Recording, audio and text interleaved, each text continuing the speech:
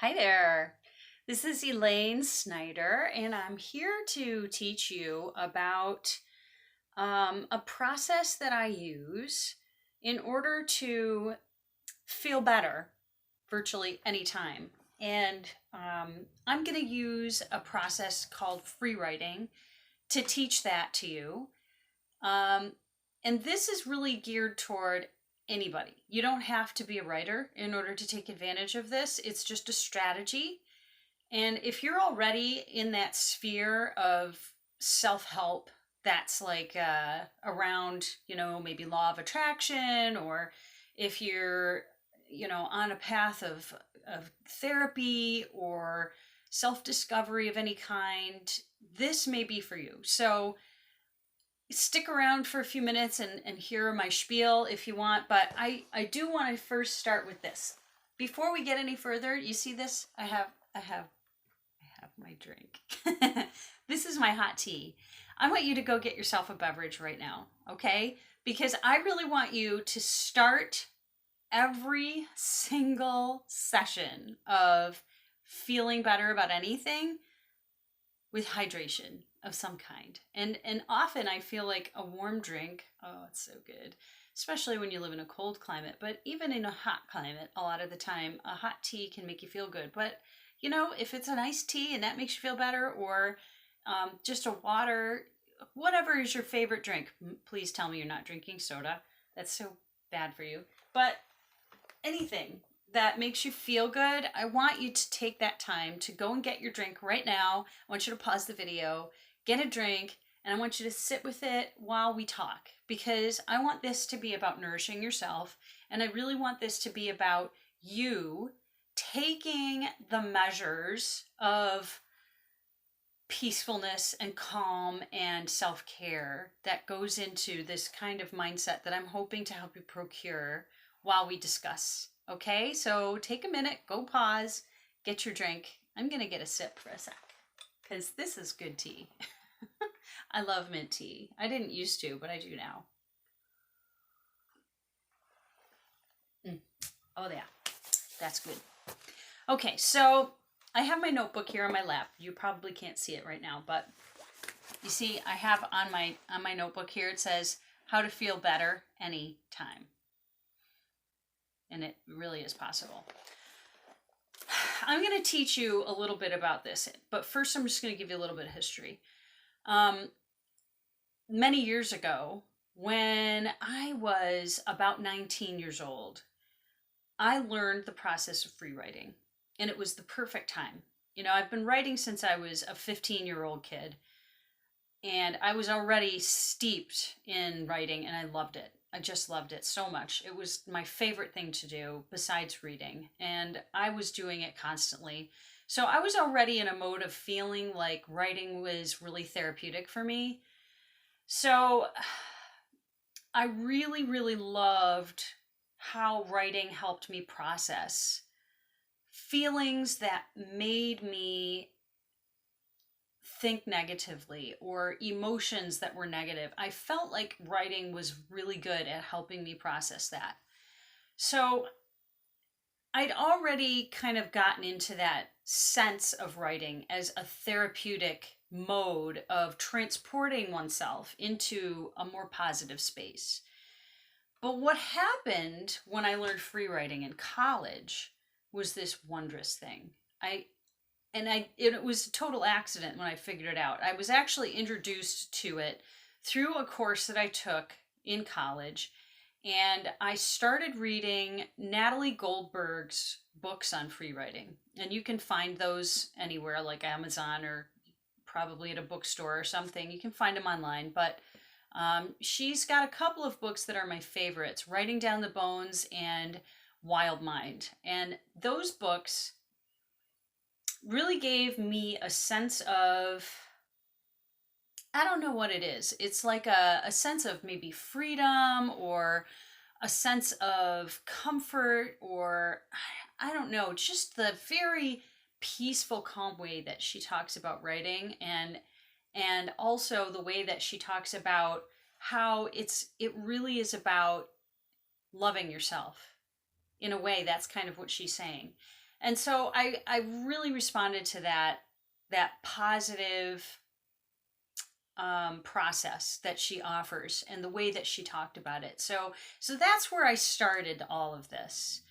But then as time went on, I started to realize that as I was using free writing in my own work, as I was using it just as writing practice because that's how she presents it in her work is just for writers.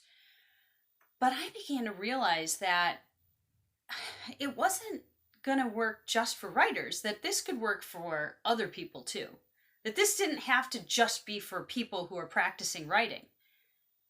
I realized that as I was writing, that my thoughts were shifting and that I was processing emotions in a different way than when I was writing in a more structured way, like, for instance, when I was typing an essay as opposed to just letting loose and writing the way that Natalie Goldberg talked about in her free writing books. So I found this very interesting and I started exploring with it. And I started really testing all kinds of ways that writing could be used in order to help my brain heal from a lot of the effects of the unhealthy things that I'd learned as a child. And I grew up in a way that was, in many ways, there were some very good things about my childhood, but there was a lot of negativity and there was an awful lot of unhealthy behavior and unhealthy modeling and abusive things that happened to me that I survived. And as a result, as an adult, I was pretty depressed, anxious, fearful, and had a lot of other problems. So these were things that I had to figure out how to work through. And I went to therapy, so I had a good therapist, so that was good, but it didn't really completely help me get over everything. So, I kind of just went on this journey through my entire adult life to just keep on going with this idea that I needed to feel better, that there had to be some way that I could optimize my life on earth, that I could be happy, that I could be healthy, and that I could get through my life without having to constantly feel phobic all the time, or so that I wouldn't have to just feel miserable at a moment's notice because of something somebody said to me. And most of the time, it might not even be something that was necessarily directed at me or meant to shame me or humiliate me or anything. It might just be something someone said in passing. And then suddenly I'd be in this, tumultuous thought process that was all negative, and then I would end up feeling terrible about myself. It was awful. And I know so many people who struggle with that, and it's so unnecessary. So I began to really look deeper into how to feel better, and I discovered a few things. And one of the things that I will say first is before you go into a writing process, again, remember to get your drink. Sit down in a comfortable chair, in a space where you feel safe, and give yourself an opportunity to take a deep breath. Take a nice deep breath, because between hydration and air, those are two sure ways to feel better. So I'm going to take a sip. Take a sip of your drink. Just really savor it. Just take a sip and just allow yourself that moment.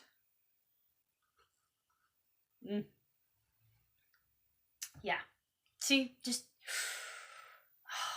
doesn't that feel good? Just drinking a sip of your drink, just hydrating. And then deep through your nose, deep breath all the way down to your belly. Make that belly button pop out. I know, ladies, you probably don't want that. Probably other people either. You probably feel like that's unacceptable. But when you do that, you take your deep breath in through your nose and then make your mouth like a little straw and let it out. Do it at least once, twice, 3 times, something like that. And if it helps, you could try counting by 4s. When you deep breathe, you can breathe in to the count of 4, hold it for the count of 4, release it to the count of 4, and then wait for the count of 4, and then do it again. And if you do it 4 times, that can be a very effective way to kind of declutter the avalanche of thought that might be happening at any given time. Because I know how it can be when you are struggling with a moment, like, it seems like everything is falling down around your ears. Your world seems like it's out of control. Your emotions just feel like they're just cascading into more catastrophizing and more, depressing thoughts and ideas, and it just seems like it's out of control. Take those deep breaths first, start there, and just, you don't have to be anywhere for a few minutes. Nobody is going to drop dead if you take 5 minutes for yourself. Even if your kids are outside your door screaming their brains out, put in your earplugs, shut the door for a few minutes. I mean, obviously you don't want to leave them in a dangerous situation, but you get what I'm saying. 5 minutes. 5 minutes. You can take 5 minutes. Get your kids sitting down for 5 minutes to do something constructive. Get them coloring. Even put them in front of a video if you have to.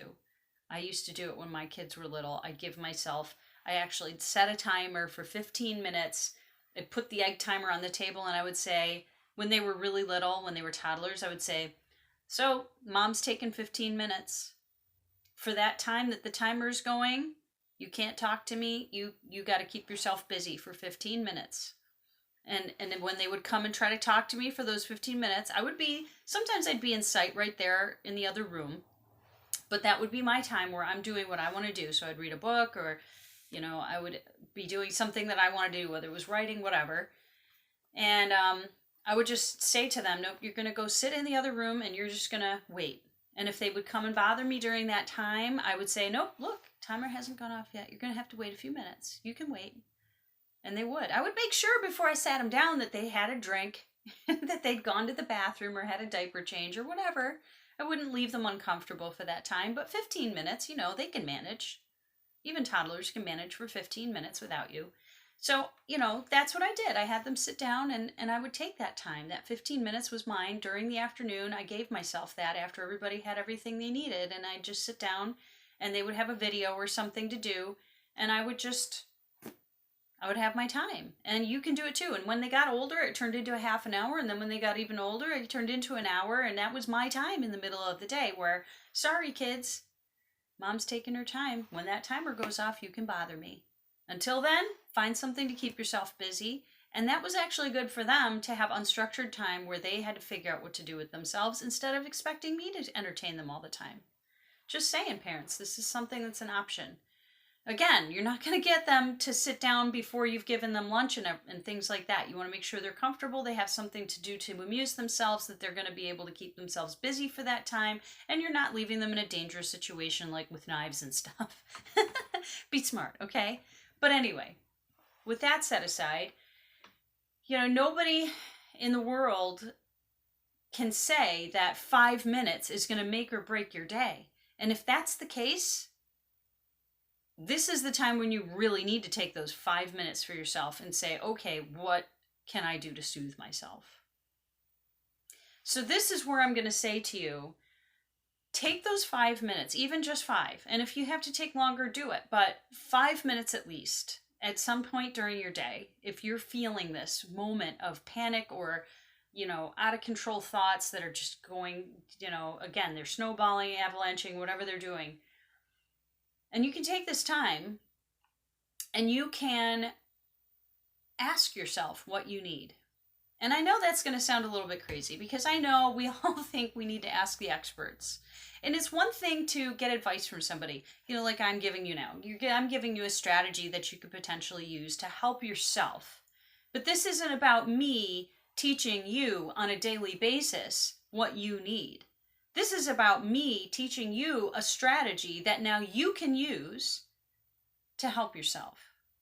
and you shouldn't need me anymore when it comes to something like this. Once you learn enough from somebody, you shouldn't need them anymore. If any teacher, if any therapist, if any doctor is going to try to tell you that you should have to keep coming back to them and that you shouldn't ever be able to figure out what you need for yourself when it comes to your own emotional care. I mean, it's one thing you have to go to the doctor to get your yearly checkup or whatever. That's not what I mean. I'm talking about a psychiatrist or something who says you need to be dependent on them for the rest of your life. I would ask some questions.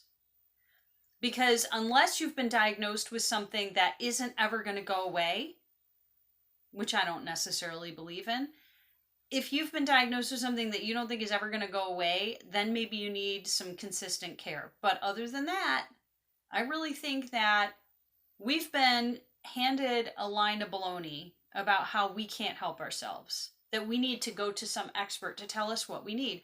Within ourselves, we all have the capability of knowing how to soothe ourselves, what direction we need to take in terms of activities or work or friendships, relationships of any kind. We know what is going to make us happy. No matter what your parents taught you, no matter what your religious teachers tell you, no matter what the doctor says, you know what you need in order to feel happy and well. And you have the means of getting to it if you use the right techniques or strategies that work for you. So for some people, it's meditation. And I advise using meditation. I do it every single day. But for people like me, and maybe you're one of these people, meditation's not always enough. I find that while meditation is an excellent tool, and I use it every single day, sometimes my brain is too busy. And I have a hard time quieting it down. And when that happens,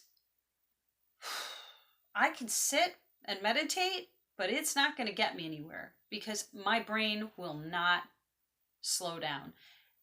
And some would argue it's because I'm not doing meditation right, but I would also suggest that some of us need other things sometimes. That meditation is not always necessarily going to work for you all the time, especially if you're just a beginner at it and you haven't practiced it for a long time. Eventually, maybe you'll get to a point where meditation works all the time, but maybe at first it's not going to. So if it doesn't fit for you to sit and have that quiet, and breathing isn't necessarily enough, because it's good to breathe, but if you're having a panic attack, you're not necessarily going to talk yourself down from that cliff with just breathing. You've got to have something else. And sometimes when you're in a panicky situation, what's happening is your body is in a state of fight or flight. It's pumping adrenaline through your veins. It's causing all kinds of stress hormones to go be released into your bloodstream, and the only thing that's going to work is something active. So you could go for a walk, and again, that could probably help you. Go for a bike ride, go for a swim, go for something active. That often does help, and I've used that strategy many times. But something else that you can try if it's not an option for you to go for a walk, like you're at work and you're having a panicky moment, maybe you can't get out of the building and go for a walk. Maybe you can't do that. So take a minute, if you can, and sit down with a piece of paper and you can start writing. So here's how the strategy works. You have to start with a question, because a lot of spiritual teachers or teachers who talk about self-improvement, self-growth, that kind of stuff, those who really are effective will all talk about the nature of questions and how the mind really is always operating in a questioning state. And that I think is true. So when you really get down into the base of how your brain really works, it has a tendency to focus on questions. Questions are what take you to the next space, the next action, the next thought, the next emotion. Questions really get you to a different space. So the first thing, my suggestion is, and you don't have to use these words, but I'll write them down. How do I soothe myself right now? Okay, I'm writing it down. All right, so there it is. Top of my page, you can see it. How do I soothe myself right now? And when you write that down at the top of your page, you're going to do something that might defy your brain at first. Some of you may take to this like ducks to water. You know, I have been teaching this strategy for a very long time. I've been using it for probably 20 years, teaching this, you know, using it as a means to teach other writers how to get into a better mindset or to get started on a writing project and all kinds of other ways. I've done all kinds of strategizing with this. So so what you're gonna have to do might, again, defy your logical brain at first, and it's gonna challenge your logical brain, because what we usually do when we're writing is that you're typically writing in a very formatted, logical pattern, which usually takes the math side of your brain, the logical, analytical part of your brain that thinks in a structured pattern. Okay? And that isn't the space that you want to be in when you're trying to figure something out. What you need when you're trying to figure something out is the creative part of your brain, the creative part of your mind, which allows for thoughts to flow readily, which allows for the creation of things. This is the creative part of you that this is where art and music and poetry come from, right? And even if you're not an artist, you're still creative. Scientists are creative too. We just don't necessarily think of it that way, especially if you're from the US, where you have this traditional school system of where everything is all separated. We don't think that science and math are creative, but they really are. So you have to engage the creative part of your brain. And the way that happens is not through structure, but through free-flowing thought. And how do you achieve that? Well, free writing method is pretty simple. It's basically writing without rules. And that, at first, if you're very used to writing in a structured way where you expect to write grammatically correct and you expect that everything needs to be spelled right and you're concerned about punctuation and all of that stuff, you're going to let it all go. All that goes out the window while you're free writing. And I promise you're not going to forget your grammar rules just because you're doing this. So teachers, if you're watching, it's okay. Really, I promise. You don't have to worry about losing all of your grammar rules just because you're doing this. I promise. I still remember my grammar rules. I'm a teacher. I know all about that stuff, so it'll be okay. But what happens when you forget about the rules and you just write whatever comes into your head randomly is that your brain shuts off the logical side of you. And often it's the logical part of your brain that's in your way, that editor in your head that's in your way when you're feeling bad about something. When you're upset about something that's happening in your moment right now, that logical side of you is what's taking control. It's your ego. It's in the way. It is so in your face. And you need to just move that aside. So that's what this is going to be about. It's going to be about moving that ego out of the way and allowing yourself the freedom to tap down into the subconscious where your creativity lives, where ideas live, and where your true self lives. That part of you that has the resources to know exactly what you need. Because no matter what life you've lived, you know how to soothe yourself. Even if you've been taught to be dependent on somebody else to feel better, even if you grew up in a very unhealthy environment and you had a lot of very distressing experiences, you know how to soothe yourself. You do. And you're going to talk yourself into doing that. So that's how this is going to work. So what I'm going to show you for a second here is how it looks when you free write. So if I ask myself this question, how do I soothe myself right now? I'm going to write whatever comes into my head randomly. But see, the trick here is you can potentially go off track. Your brain is a tricky thing. It may try to tell you to start talking about things like, but the dishes are in the sink and I really have to get them done before I cook dinner, and it's really important that I get that done because my husband's going to be really mad if he comes home and dinner's not on the table. That might be what happens. Or, you might start writing about how you really need to be more worried about the work that needs to be done on your desk right now because that's piling up and your boss is going to be in any second. Your brain is tricky like that. Your ego is tricky like that. It's used to taking over. It's used to worrying about things for you.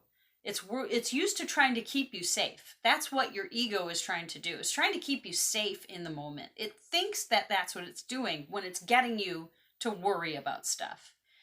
But what you have to understand is in the deeper part of you, you know that worry doesn't serve you at all. Worry doesn't get you anywhere. What worry does is it sets off those stressful hormones to go coursing through your veins, which we all know is bad for your heart. It's bad for your body. It's bad for the organs. It's bad for everything. It's bad for you to constantly be in a state of stress.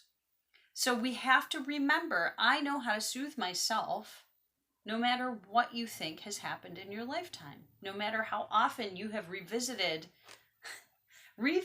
those places inside of yourself that encourage panic, that encourage fear, that encourage negative thinking.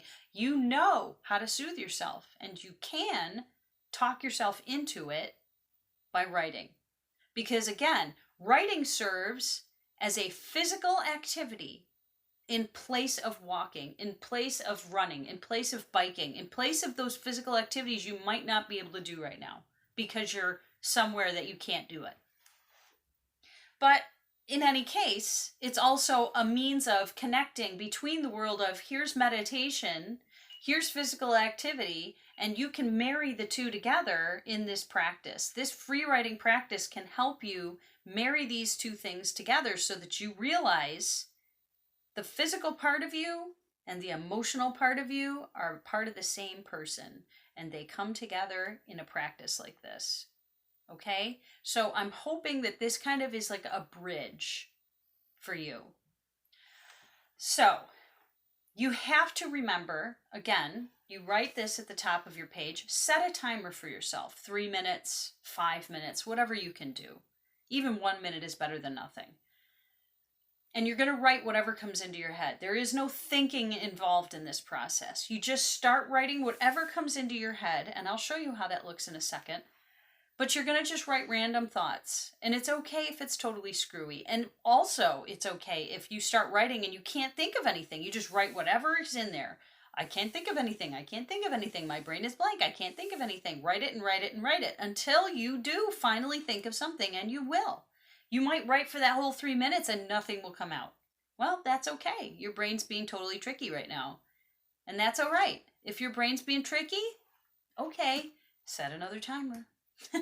Do it again and let your brain know you mean business.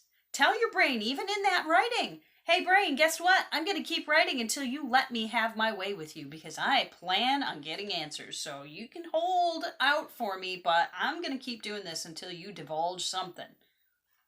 Let your brain, you know you mean business, and it will eventually. I'm sorry to keep scratching at my nose. It's just itchy today. I don't know why. But it will eventually divulge what you're asking of it.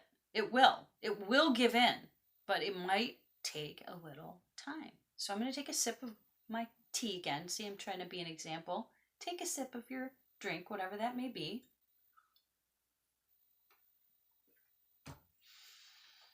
Take your deep breath. And you've asked your question, how do I soothe myself right now? So I'm going to hold this up and write for a minute here. I'm going to try to make it so that you can see it. So you can see how I actually am achieving this. And I want you to understand that the process is meant to be random, whatever comes into your head, and it's meant to release current thought and to eventually drop down beneath the conscious mind into the subconscious and to give you a sense of knowing what direction you can potentially take, or what action you might be able to take, or what things you need to say to yourself in order to improve your emotional state. Because sometimes you need to take action, but sometimes all you need to do is write for a minute and then you just have a different thought process. And that's all you need. Sometimes you just need your thoughts to feel different and be different, and to remind yourself of all the things that you are good at, or all the things that you do love about your life. Sometimes that's all that's needed. But you're the only person who knows what is going to work for you in this moment, and it's going to be different from time to time. So you may not write about the same things. Again, just because you're catastrophizing about one thing, and it might be the same exact thing you're catastrophizing about tomorrow, the same thing may not soothe you from day to day. So every moment, every time something like this happens, I encourage you to just write whatever comes into your head, because every single time you write, you may find that different things are going to make you feel better. So you need to follow the map of what your own heart, your own mind, your own experiences are teaching you. Your emotions are your trigger, and they tell you what you need to know. So when they are not working well and they're negative, you know that's time for you to start writing and to figure out what's going on here and why is this happening. So this is just a way to get there, okay? So here we go. I know this is a long video and it just keeps, I've been waiting for a long time to get to this, but it's an important element that I feel like it's necessary to teach. So are you ready? I'm going to show you now. I'm going to just take a maybe 30 seconds or so, and I'm just going to show you what happens as I free write. So are you ready? Here we go.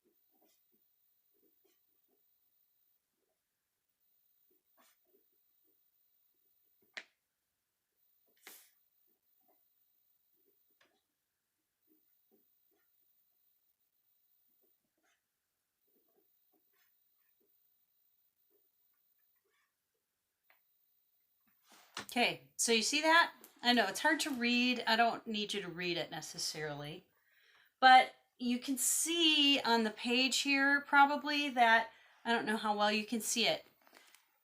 I'm looking at my camera, so I'm not looking at the camera, I'm looking at the picture. But you can see there that the writing is kind of a scribbly mess. There's no punctuation. I didn't worry about spelling. I made mistakes. There was a lot of mistakes going on. A lot of mistakes. There were a lot of mistakes, I should say. Sorry, Grammartrons. I know you're probably, Anyway, you see the mistakes, right? Okay, so who cares? It doesn't matter. None of those matter. It's fine. I'm a perfectionist, so if I can get over it, so can you. I learned over the years that when I do this unstructured writing and I allow myself to just write whatever comes into my head, I discover what is beneath the surface of what I need. What is beneath the surface of the panic? What's beneath the surface of the negativity? What's beneath the surface of the depression? What's beneath the surface of my anger? What's beneath the surface of my fear? What do I need in order to release this emotion so I can feel better. And this is a strategy which can, when you finally give yourself that space to just write whatever comes into your head, it will often divulge all kinds of beautiful things that you can do for yourself. We're all different. For me, I often, and I wrote about this, it says I love sunshine and being outside. I love trees and nature, and yet sometimes I need a friend or maybe music or breathing. But sometimes I just need to sit and be quiet with a book or movie. It's different every time. I never know what it is that I'm going to need, but I do know what I need in any moment at any given time. And I know what thing is going to get me to a different space. I know what thing is going to help me move into a different feeling. And that's exactly what you're reaching for. That's exactly why this is a helpful tool, because it helps you reach for that better space. It helps you get to that place where you feel comforted, you feel soothed, you feel confident, you feel good about yourself. That's the goal. I don't care what anybody says in this entire world. You're the only person who knows what you need. So as much as I'm giving you this strategy, I want you to know that whatever works with this, if you find a way to use it better for yourself, then do it. Don't follow my instructions to the letter unless they work for you. I mean, listen, do it the way I tell you. Let your brain drop down into that subconscious and fight it to get there. You might have to wrangle it a little. And I shouldn't say fight it. What I mean is show it you mean business. Show it you're the boss. Your brain is a tricky thing, and it's going to try like a little demon to distract you away from going into that place where you know the answers are. And it's just your ego. It thinks it knows better than you do, deep down inside. The ego is a tricky thing too.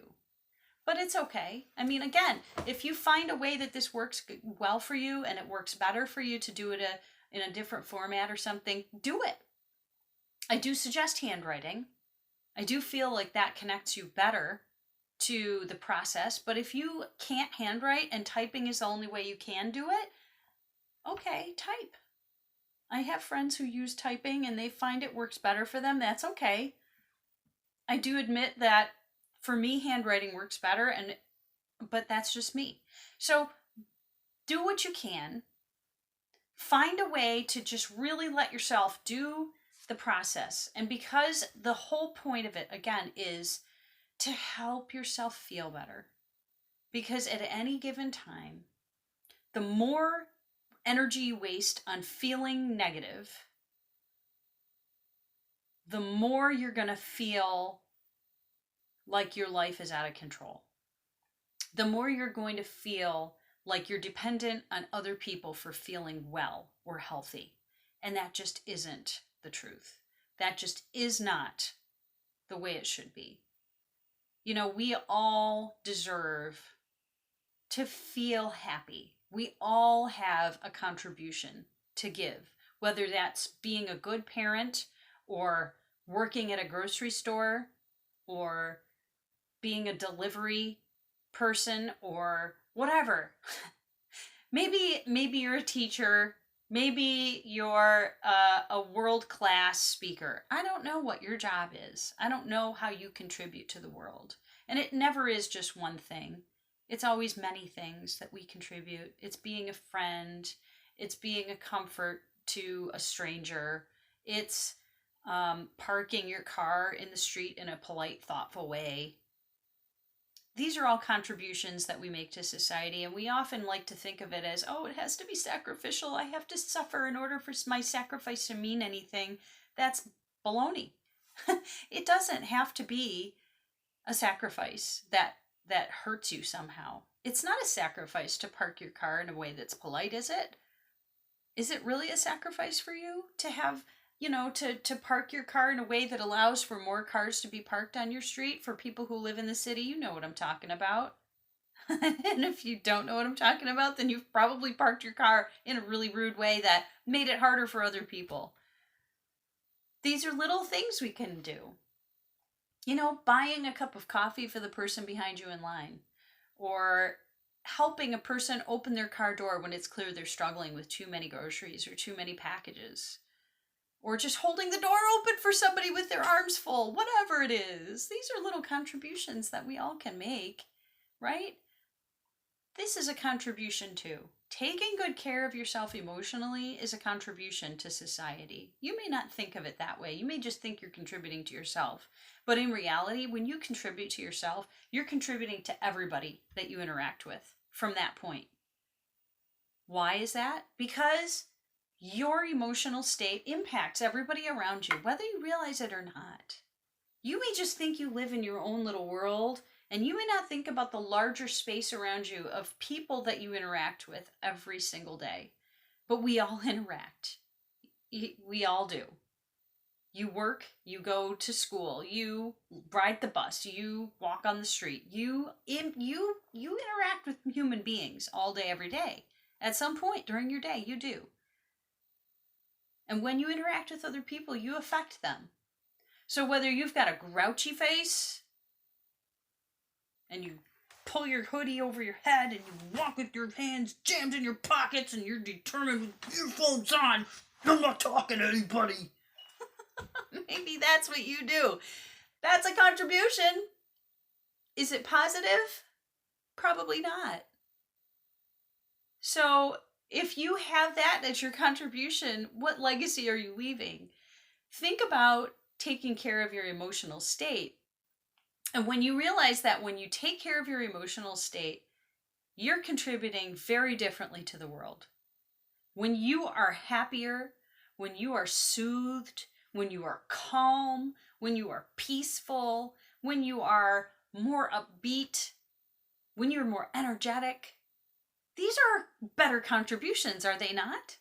So when you take good care of your emotional state, instead of inflicting it on people, and instead you're inviting people into your space in a more positive, happy, joyous way, don't you think that's a better contribution? No matter what you're doing, you can be a janitor and whistle down the halls, or you can be a janitor who walks around grumbling and complaining about everything. Which janitor would you rather interact with? Because even as a janitor, you can be happy. Right?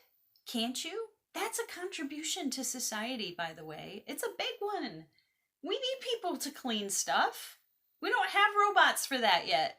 Until we have robots to do that work, we need people to do it. It's stuff that needs to get done.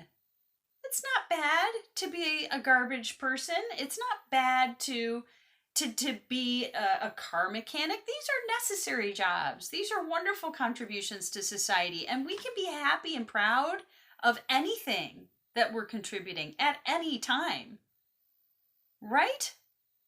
So, taking good care of your emotional state by asking yourself the question, how can I soothe myself right now?